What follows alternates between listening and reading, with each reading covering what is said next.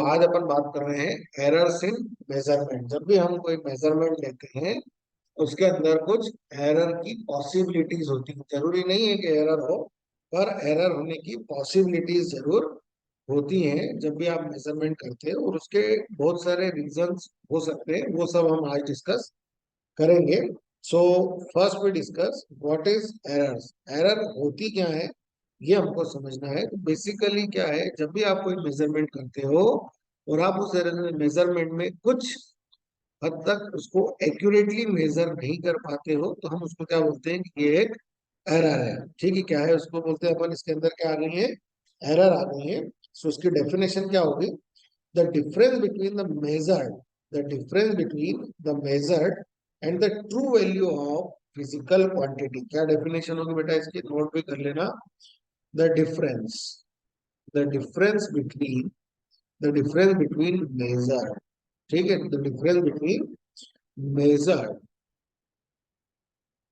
the difference between measured and and the true values, difference between measured and true values of a physical quantity। किसी भी physical quantity को आप major कर रहे हैं तो उसकी जो मेजर्ड वैल्यू का मतलब होता है जो आपने मेजर्ड की है। मेजर्ड वैल्यू का मतलब क्या होता है, जो आपने मेजर्ड की, ठीक है। और ट्रू वैल्यू का मतलब क्या है, जो एक्चुअल में मेजर्ड होना चाहिए थी। उसके जो डिफरेंस आ रहा है उसी को अपन ने क्या नाम दिया, एरर ऑफ मेजरमेंट।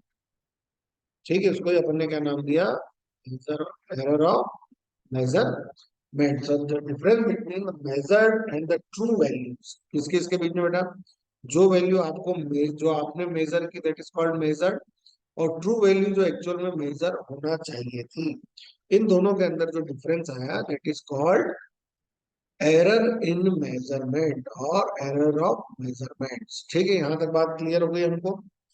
ठीक है, अब हम बात करते हैं कि ऐसा होता क्यों, क्या रीजंस है इसके जिनके कारण एरर पॉसिबल हो सकती है। ठीक है, तो उसको अपन बोलते हैं टाइप्स ऑफ एरर। क्या बोलते हैं अपन उसको, टाइप्स ऑफ एरर्स। कितने टाइप की एरर्स हो सकती हैं उसको अपन यहाँ पर काउंट करेंगे। वैसे तो बहुत सारे रीजंस होते हैं, जैसे आप अपनी डेली लाइफ में भी गलतियां करते हैं, तो आप जितनी भी गलतियां करते हैं वो सब बेसिकली उसी का इंग्लिश और नाम क्या हो गया आपके पास, एरर हो गया। ठीक है, सो ये भी हमारी डेली लाइफ से जुड़ा हुआ ही एक आर्टिकल है। सबसे पहले जो एरर हम बात करते हैं that is called systematic error. कौन सी एरर, सिस्टेमेटिक एरर।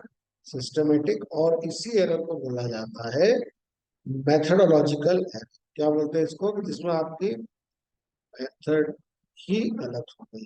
ठीक है, क्या बोलूंगा बेटा मैं इसको, सिस्टेमेटिक एरर। अब सिस्टेमेटिक एरर के क्या क्या पार्ट्स हो सकते हैं उस पर हम बात करते हैं। These error which tends to be one dimension. या तो ये एरर क्या होती है, वन डायमेंशन होती है, यानी कि इधर पॉजिटिव होती है और नेगेटिव होती है। ठीक है, कैसी एरर होती है ये, या तो पॉजिटिव है या फिर नेगेटिव एरर है। कैसी एरर है बेटा ये, या तो इसको आप पॉजिटिव एरर बोलोगे या फिर नेगेटिव एरर बोलोगे। ठीक है, अब पॉजिटिव नेगेटिव का मीनिंग भी हम समझते हैं। जैसे आपने कुछ परचेस करने गए, वो परचेस करने में आप थोड़ा सा ज्यादा लेके आ गए तो वो पॉजिटिव हो गया, और अगर आपको थोड़ा सा कम मिला तो वो क्या हो गया, नेगेटिव एरर हो गया। ठीक है, तो पॉजिटिव और नेगेटिव एरर। ठीक है, आपको 100 सेंटीमीटर मेजर करना था, आपने 101 मेजर कर दिया, पॉजिटिव। आपने 99 मेजर कर दिया, नेगेटिव एरर। ठीक है, यहाँ तक बात समझ में आ गई, सुनी थी, क्लियर बेटा ये। यस अब सर। अब ये एरर का रीजन क्या है, इस एरर के मेनली तीन रीजन हमारे सामने आते हैं। पहला रीजन है the short coming of measuring method. अगर आपको मेजरिंग मेथड ही गलत है आपकी, ठीक है, या उसमें कोई एरर आपको दिख रही है, आपको समझ में नहीं आया, आपने कोई पैरामीटर छोड़ दिया, so that is called shortcoming. तो shortcoming of measuring method पहला रीजन हो सकता है। दूसरा हो सकता है the imperfection of theory of physical phenomena. मतलब जो भी आप मेजरमेंट करने जा रहे हो उसकी थ्योरी ही आपको पता है, या उसमें आपका परफेक्शन नहीं है। जैसे आप लैब में प्रैक्टिकल करने गए, और आपको प्रिंसिपल ही पता नहीं है कि हम करना क्या वाले हैं। इलेक्ट्रिसिटी के प्रिंसिपल करने गए और आपको कनेक्शन ऐड करते ही नहीं आता है, तो शॉर्टकमिंग हो गया। आप ऑप्टिक्स के प्रैक्टिकल करने गए और आपको लेंस मिरर के टाइप ही समझ में नहीं आ रहे हैं, तो ये भी आपका फिजिकल फिनोमिना में ही गड़बड़ है। So the imperfection of theory of physical phenomena which the quantity being measured related to, जिसको भी आप मेजर कर रहे हो उससे रिलेटेड थ्योरी ही आपको समझ में नहीं आएगी। ठीक है। थर्ड आप देखिए, लेक ऑफ एक्यूरेसी ऑफ फार्मूले यूज फॉर कैलकुलेशन। अगर आपने फार्मूले ही गलत लगा दिए, आपने क्या कर दिए, फार्मूले ही गलत लगा दिया, या फार्मूले में ही कोई एरर है, या फार्मूला ही कहीं ना कहीं थोड़ा बहुत एजम्पशंस के साथ बना हुआ है, तो फिर आपको वो एरर आएगी ही आएगी। यहाँ तक क्लियर हो गया? सिस्टमेटिक एरर का मतलब समझ में आ गया? सर। इसके यस सर। इसके इसके तीन बेटा मेजर काज है। एक तो shortcoming in measuring method, ठीक है, second one is imperfection of theory, and third one is lack of accuracy of formula. Formula ही आपका गलत जा रहा है, या उसमें ही कोई एक्यूरेसी नहीं है। ठीक है। सेकंड हमारे पास होती है, अब इसको कैसे हम हटा सकते हैं, रिड्यूस कर सकते हैं, तो उसमें भी हमारे पास है। सो क्या कर सकते हैं आप, तो आप कोई मेथड ही चेंज कर दो, changing and improving the method of measurement. आप कोई मेथड ही चेंज कर दें कि भाई इस मेथड में शॉर्टकमिंग्स है या हमको समझ में नहीं आती है, तो हम उसको क्या कर दें, मेथड को ही चेंज कर देते हैं। ठीक है। By applying correction of formula, जो फार्मूला आपने यूज किया है उस फार्मूले में ही कोई करेक्शन कर दे आप, फार्मूले में ही कोई करेक्शन कर दे तो भी आपका काम हो जाएगा। ठीक है। तो ये आपकी सिस्टमेटिक एरर हो गई, और इसके कुछ रीजंस हो गए। ठीक है। सेकंड हमारे पास आता है इंस्ट्रूमेंटल एरर। कौन सी एरर होती है बेटा, नाम से इंडिकेट हो रहा है कि आपने जो इंस्ट्रूमेंट यूज करना है उसमें ही एरर हो। ठीक है। आपका वो इंस्ट्रूमेंट ही डिफॉल्टर हो, उसी के अंदर एरर होगी, तो ये एरर्स भी पॉसिबल है। इंस्ट्रूमेंट एरर का मतलब क्या होगा, भाई आपने देखा होगा कुछ दुकानों पे जो वेट होते हैं उनको कैलिब्रेट करवाना होता है, हर साल जाके वो क्या कराते हैं, साल में एक बार उसको कैलिब्रेट करवाते हैं। ठीक है। कैलिब्रेशन कराने का मतलब है कि जो वेट है वो 1 kg है तो 1 kg है या नहीं है। अगर किसी रीजन से उसके अंदर ही एरर, आपको सपोज कहीं से टूट गया हो, ठीक है, तो वो भी इंस्ट्रूमेंटल एरर है। आप जो इंस्ट्रूमेंट मेजर कर रहे हैं, सपोज स्केल से मेजर कर रहे हैं, स्केल का इनिशियल पार्ट टूटा हुआ है, ठीक है, तो वहां पर भी दिक्कत है। हो सकता है आपके इंस्ट्रूमेंट का डिजाइन ही प्रॉपर ना हो, जिसके कारण मेजरमेंट में एरर आ रहा हो। So these are the some reasons which is related to instrumental error. मतलब इसके अंदर आपका एपरेटस ही खराब है। ठीक है। क्या खराब है इसके अंदर, एपरेटस ही खराब है। जैसे मीटर ब्रिज के बारे में जब अपन बात करेंगे, तो वहां पर एक प्रिकॉशन लिया जाता है कि जब भी आप जॉकी से मीटर रीड की रीडिंग लेंगे, तो आप उसको उसके ऊपर घिसेंगे नहीं, उसको रगड़ के नहीं चलाएंगे, कंटिन्यू उसको घिसेंगे नहीं, जिससे उसके वायर का डायमीटर चेंज ना हो। ठीक है। ये भी अपन आगे बात करेंगे, तो ये एक टाइप का एरर है। क्लियर हुआ इंस्ट्रूमेंटल एरर? अब यस इसके सर। इसके मेन रीजन क्या होगा बेटा, तो एक तो पहला हो गया इम्परफेक्शन ऑफ डिजाइन, भाई डिजाइन में इम्परफेक्शन हो। ठीक है। और दूसरा क्या है कि जो उसकी मैन्युफैक्चरिंग हुई है वही गलत हो जाए, डिजाइन तो परफेक्ट है पर मैन्युफैक्चरिंग गलत है। सही है। So inaccuracy manufacturing of the instrument. ठीक है। क्लियर? तो ये मेरा दूसरा पार्ट हो गया। सो अब तीसरी बात मैं बात करता हूँ रैंडम एरर। अब ये बड़ा विचित्र टाइप का एरर है, रैंडम एरर। नाम से इंडिकेट हो रहा है कि जो भी होगा वो रेंडमली ही होगा। जो भी होगा वो क्या होगा, रेंडमली होगा। रेंडम मतलब उनको पता ही नहीं चल रहा क्या कारण हो सकता है, क्यों एक इरेगुलरिटी आ रही है। मतलब सिस्टमेटिक एरर और इंस्ट्रूमेंट एरर को तो हमने आइडेंटिफाई कर लिया, इन दोनों से हटके सब कुछ सही करने के बाद भी आपका मेजरमेंट गलत आ रहा है, तो फिर आप उसको रेंडम एरर कैटेगरी में डालेंगे। तो इसको क्या लिखेंगे, this errors which occurs irregularly arises due to variety of factors which can not be taken into account. ऐसे फैक्टर जो हम काउंट ही नहीं कर पा रहे हैं, या जिनको हम पिक्चर में नहीं ला पा रहे हैं, उनके कारण जो एरर हो रही है, that is called random error. In other words क्या बोल सकते हैं अपन, random errors cannot be associated with any systematic or constant cause ना तो कोई सिस्टमेटिक एरर है, ना कोई ऐसा कांस्टेंट कॉज है हमारे पास with any definite law of action. ठीक है, तो यहां तक बात समझ में आ गई बेटा अपने को कि there are three types of major error, systematic error, instrumental error and random error. तो रैंडम एरर बेसिकली कौन है, जिसके अंदर कोई सिस्टमेटिक एरर का रीजन भी नहीं आ रहा, ना इंस्ट्रूमेंट का रीजन आ रहा है, उसके बाद भी एरर काउंटिंग में आ रही है। ठीक है, यहाँ तक क्लियर हो गया ये, बड़े आगे। Yes sir. अब अपन बात करते हैं, अब चूंकि सिस्टम में एरर तो आ चुकी है, सिस्टम में एरर तो आ चुकी है, तो अब हमको कुछ एरर के करेक्शंस या एरर को कैसे कैलकुलेट करते हैं। तो अब अपन बात करेंगे एब्सोल्यूट एरर की। किसकी बात करेंगे अपन, एब्सोल्यूट एरर।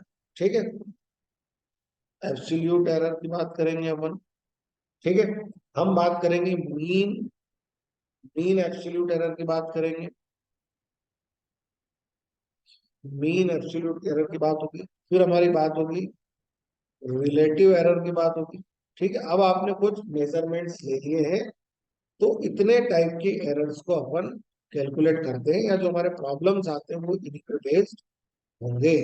ठीक है, तो किसकी बात करेंगे बेटा अपन, एब्सोल्यूट एरर की बात करेंगे, मीन एरर की बात करेंगे, और रिलेटिव एरर की बात यहाँ पर करेंगे। अब आप अपने आप को ऐसा एज्यूम कीजिए कि you are in a lab. अब आप किसके अंदर हैं, लैब के अंदर हैं, और साथ में आप कुछ एक्सपेरिमेंट परफॉर्म कर रहे हैं। ठीक है, आपका पूरा फ्रेंड सर्कल भी साथ में है, और आप सब मिलके एक प्रैक्टिकल को परफॉर्म कर रहे हैं। ठीक है, ऐसा एज्यूम करो बेटा कि आप एक लैब के अंदर है और आप एक कुछ प्रैक्टिकल परफॉर्म कर रहे हैं। अब अपन देखते हैं कि एब्सोल्यूट एरर कैसे निकलेगी, मीन एरर कैसे निकलेगी, और रैंडम एरर कैसे कैलकुलेट होगी। करेक्ट, ऐसा फीलिंग आना चाहिए दिमाग में कि मैं एक ग्रुप के अंदर हूँ, और मुझे कुछ एक्सपेरिमेंट परफॉर्म करने के लिए दिया गया है, और मैंने उसमें कुछ रीडिंग्स ली है। तो आपने कोई फिजिकल क्वांटिटीज को एन टाइम्स मेजर किया, कितने टाइम्स मेजर किया आपने, एन टाइम्स मेजर किया, एंड आपने क्या लिया, उसके अंदर कुछ रीडिंग्स लिए, कुछ ऑब्जर्वेशन लिए। So let A1, A2, A3 up to AN, कितने ऑब्जर्वेशन लिए बेटा आपने, एन ऑब्जर्वेशन आपने यहाँ पे नोट किए, एन रिजल्ट्स आपने यहाँ पर नोट किए हैं। ठीक है, एक मिनट चालू रखना। हाँ, हाँ,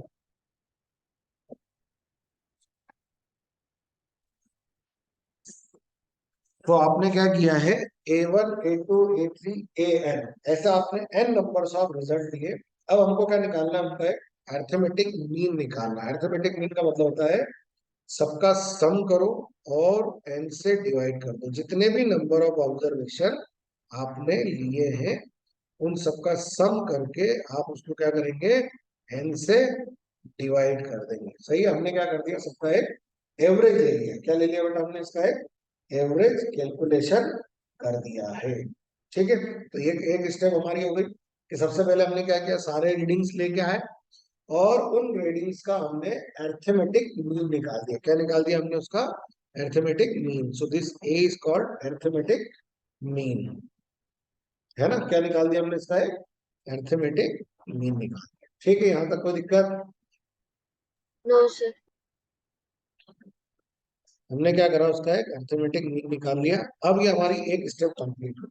आपको समझ में आ रहा होगा किस तरीके से आपने 10 ऑब्जर्वेशन लिए, और सारे ऑब्जर्वेशन को सम करके 10 से डिवाइड कर दिया। अब मैं क्या करने वाला हूँ, एब्सोल्यूट एरर कैलकुलेट करने के लिए मुझे सबसे पहले निकालना पड़ेगा एक एक का कितना कितना डिफरेंस आया। तो मैंने निकाला डेल्टा A1। क्या निकाला मैंने, डेल्टा A1। तो डेल्टा A1 कैसे कैलकुलेट करूंगा, ए मीन माइनस A1।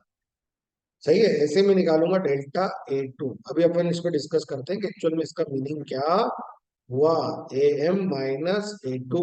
और मॉड लगाने का मतलब क्या है कि यहाँ से जो भी नंबर आएगा उसको हम क्या लिख देंगे, पॉजिटिव लेंगे। हम कोई नेगेटिव और पॉजिटिव एरर की बात नहीं कर रहे हैं, हम सिर्फ एरर की बात कर रहे हैं कि मेजरमेंट में एरर कितना हुआ है। अब इसको समझो बेटा क्या हुआ। अब यहाँ से तुमको एब्सोल्यूट का मतलब भी समझ में आ जाएगा। जैसे आपने पहली रीडिंग ली, दूसरी रीडिंग ली, तीसरी रीडिंग ली, तो ये क्या इंडिकेट कर रहा है कि पहली रीडिंग में कितना एरर हुआ, दूसरी रीडिंग में कितना एरर हुआ, तीसरी रीडिंग में कितना हुआ। इंडिविजुअली आपने फाइंड आउट कर लिया कि कितना कितना एरर इसके अंदर आया है।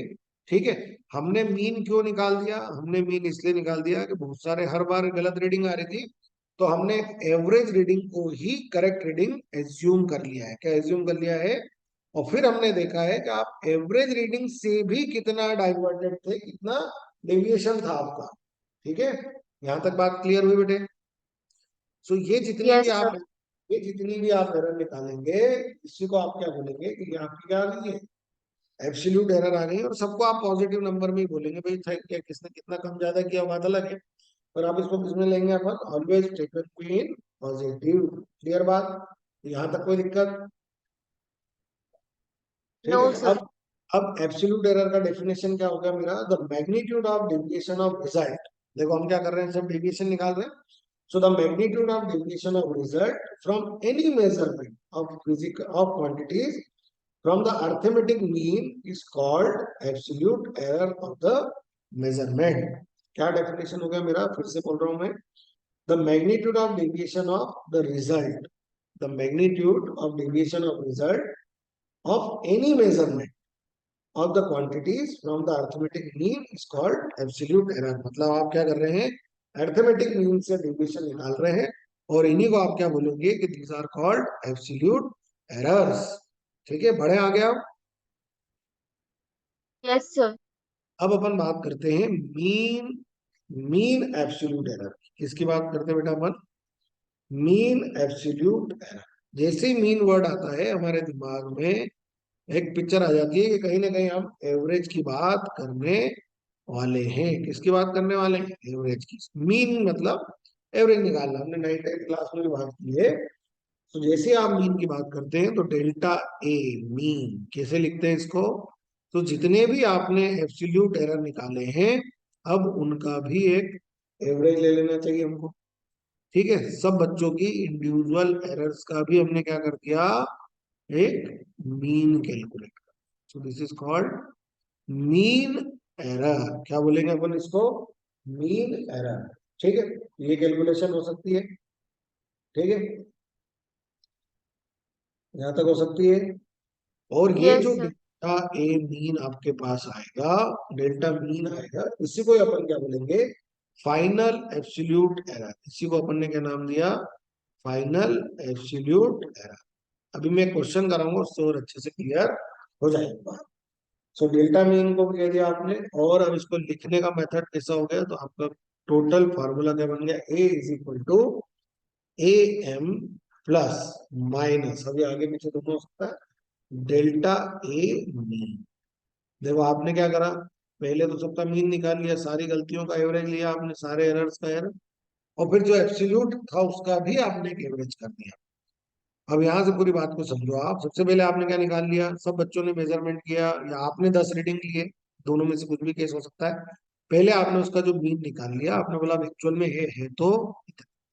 फिर आपने इंडिविजुअल एरर्स निकाली और उनका भी मीन निकाल के उसको इसमें सम कर दिया, तो टोटल आपके पास आ गया कितना इसके अंदर होगा। यहाँ तक समझ में आ गई बात आपको? कोई डाउट इसमें? Yes.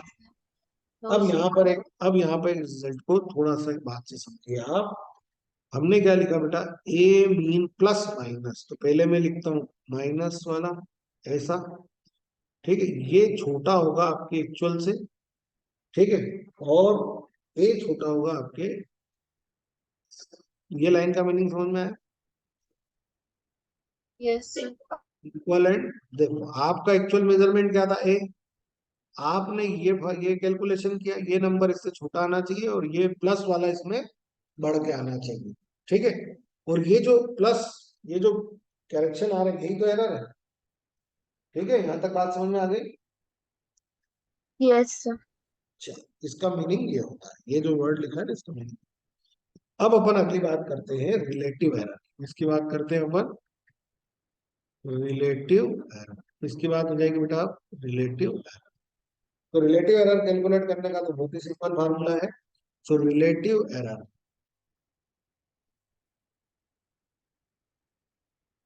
Relative error is equal to होता है delta A mean, delta A mean divided by A mean. यानी हमारे पास क्या होगा, relative error is the ratio of mean absolute error to the mean value of quantity being measured. ठीक है, तो ये हमारे पास क्या बन गया, इसका फार्मूला बन गया कि भाई delta mean upon delta A M. उसको मैं क्या बोलूंगा, relative error is the ratio of mean absolute error to the mean value, mean absolute error to the mean value of physical of quantity being measured।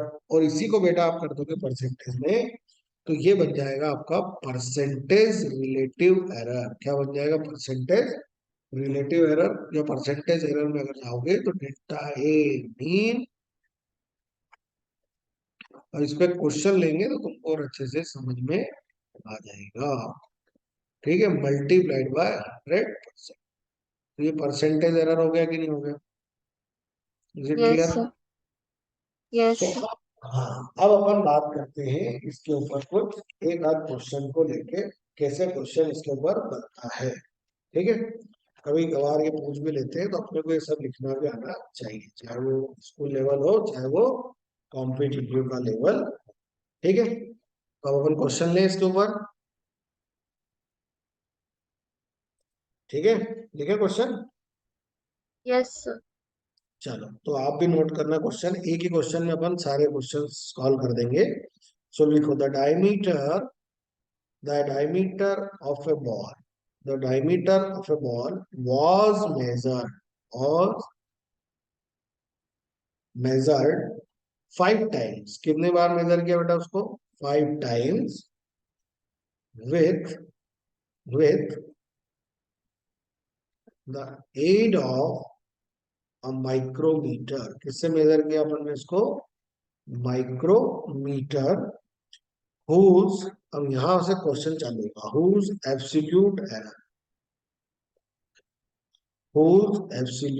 error, whose whose the aid of micrometer, whose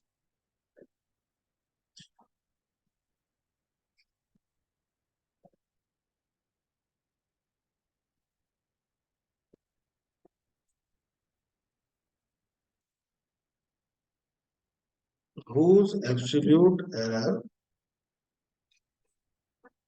delta d mean is equal to plus minus 0.01 millimetre. ठीक है, कितना है, इतना millimetre है। The results of measuring, the result of measuring the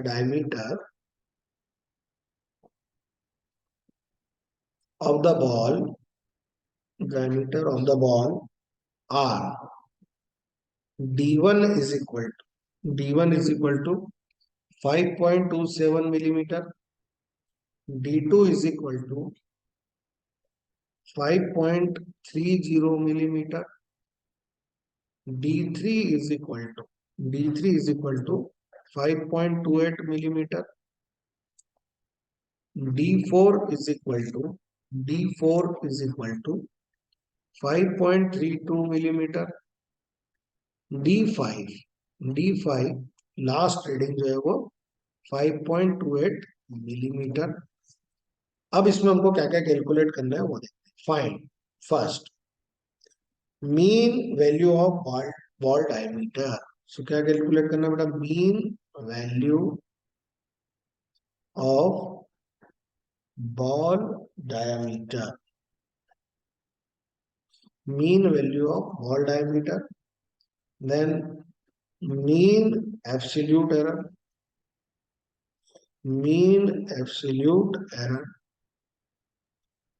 third हमको calculation करना है result of measurement.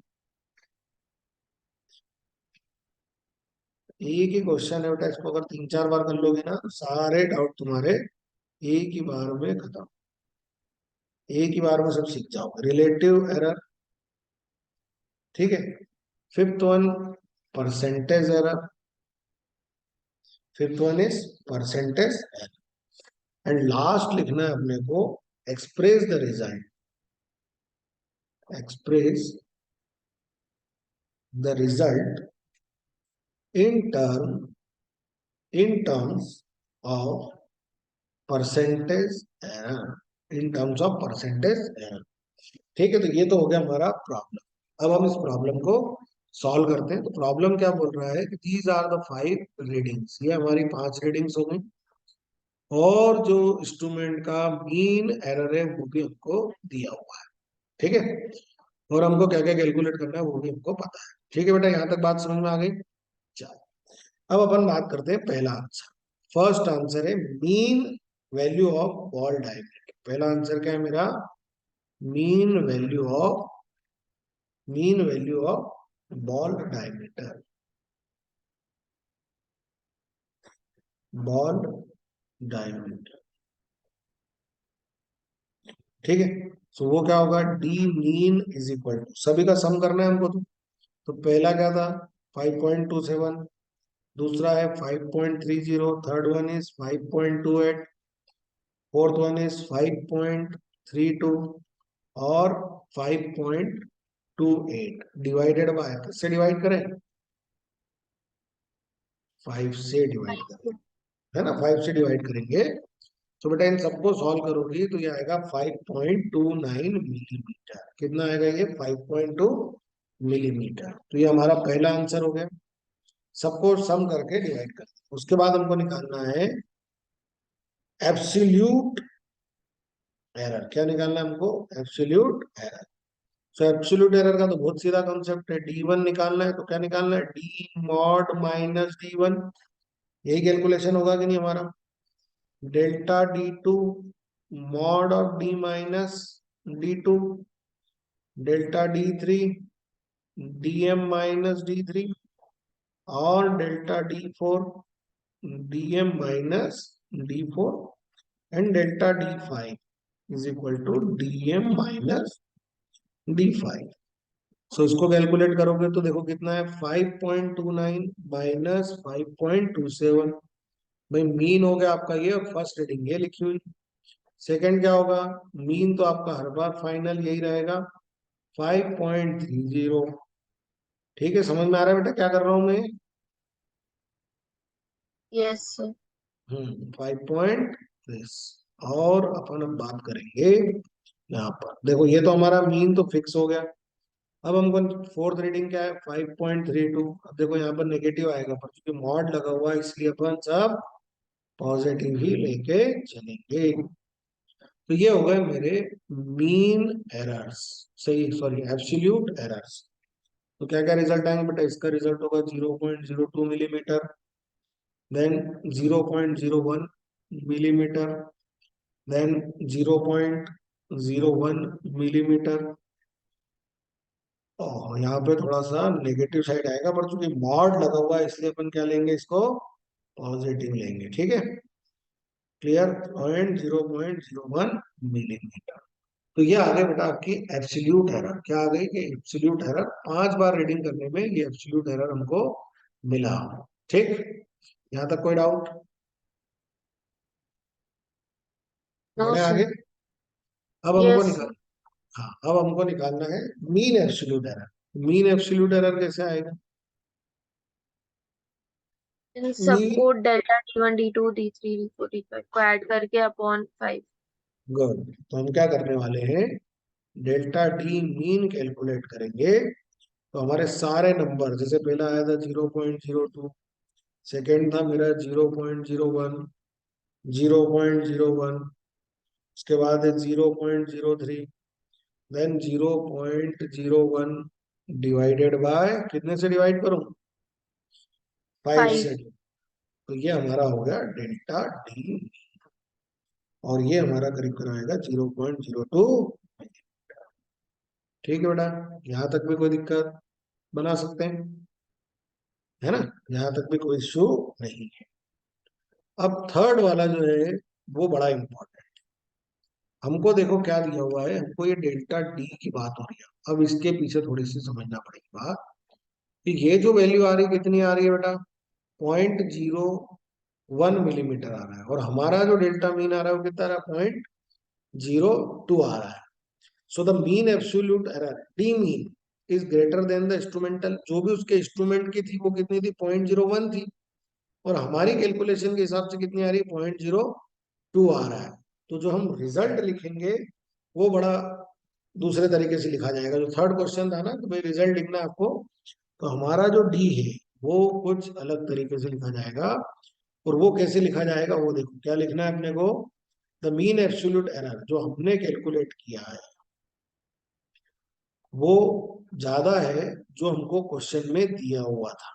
सही है, जो हमको क्वेश्चन में दिया हुआ था. क्वेश्चन में क्या दिया हुआ था, तो वो क्वेश्चन वाला कहलाता है इंस्ट्रूमेंट का, और जो आपने कैलकुलेट किया हुआ आपका वाला, तो ये ज्यादा है. तो आपको आंसर लिखते टाइम पे ध्यान रखना है, यहाँ पर बेटा कंफ्यूजन हो सकता है, और यहीं से क्वेश्चन में गड़बड़ भी होगी. मतलब आपको जो एग्जाम में आएगा ना, आपको यहाँ पर रिजल्ट लिखते टाइम क्या लिखना है, देखो रिजल्ट अपन ऐसे ही लिखते हैं. तो हमारा डेल्टा मीन ये था, अब यहाँ प्लस माइनस 0.01 नहीं लिख के 0.2 लिखना है. ये बात समझ में आई आपको. भाई एक्चुअल में उसका मानना ऐसा था कि इंस्ट्रूमेंट में जो है वो 0.01 का एरर है, पर एक्चुअल में एरर कितना आया, 0.02 का एरर आ गया. Is it clear. Yes sir. है ना. तो आंसर देते टाइम पे ध्यान रखना कि ये क्या बोलना चाह रहा है. ठीक है. तो रूल सर क्या है कि ऊपर बेटा, जो एब्सोल्यूट एरर निकाला था वो तो हम्म, 0.016 आ रहा है. ये वाला यस सर. नहीं बेटा, 0.02 ही आएगा. ये आप कैलकुलेट ठीक से करना, ये 0.02 ही आएगा, या फिर एक आध डिजिट के बाद नंबर आ रहा होगा तो उसको राउंडिंग ऑफ करके कुछ करना पड़ेगा. है ना. ये ओके आप सर. कैलकुलेट करना, क्योंकि मैं तो डायरेक्ट डेटा उठा रहा हूँ ना बुक में से ही, फिर मैं कैलकुलेट नहीं कर रहा हूँ, मैं बुक से ही डेटा उठा रहा हूँ. और सपोज अगर 0.01 आ रहा है तो अपन यहाँ 0.01 ही लिखेंगे. ठीक है. पर अगर ऐसी कंडीशन बन जाए, कैसी कंडीशन बन जाए बेटा, कि हमारा वाला जो डी मीन है वो प्रॉब्लम में दिए हुए डी मीन से ज्यादा आ रहा हो, तो फिर हमको इस तरीके से लिखना है. Is it clear. यस है सर. ना. तो अगर ऐसा हो जाए, अगर आपका 0.01 आ रहा है, नो डाउट कोई दिक्कत नहीं है, आप डायरेक्ट उसको लिखेंगे. क्योंकि मैं तो बुक में से डायरेक्ट डेटा उठा रहा हूँ इसलिए ऐसा आ रहा है. ठीक है. अब हमारा फोर्थ प्रॉब्लम, हमको क्या निकालना है, रिलेटिव है.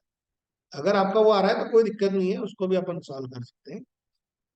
रिलेटिव एरर कैसा निकलता है बेटा, delta mean upon D mean. So ये होगा 0.02 डिवाइडेड बाय 5.29. तो ये आ गया तुम्हारा 0.04. और इसी को परसेंटेज में कन्वर्ट करोगे तो परसेंटेज एरर के लिए क्या करना है, सो दिस 0.04 मल्टीप्लाइड बाय 100. यही करना है ना. तो ये कितना हो यस गया, सर. 4%. रिलेटिव एरर को ही परसेंटेज एरर में ले जाते हैं. अब हमारा लास्ट है कि भाई इसको रिजल्ट को एक्सप्रेस करना है परसेंटेज एरर में. सही है. So value of D, D मतलब diameter, expressed expressed in terms of percentage error. तो कैसे एक्सप्रेस करना है, तो d is equal to, D mean कितना था 5.29, और कितनी एरर हो गई, प्लस माइनस 4%. 4% इन मिलीमीटर. तो यहां तक क्लियर होगा बेटा ये केस. Yes sir. इसमें कोई डाउट. No sir.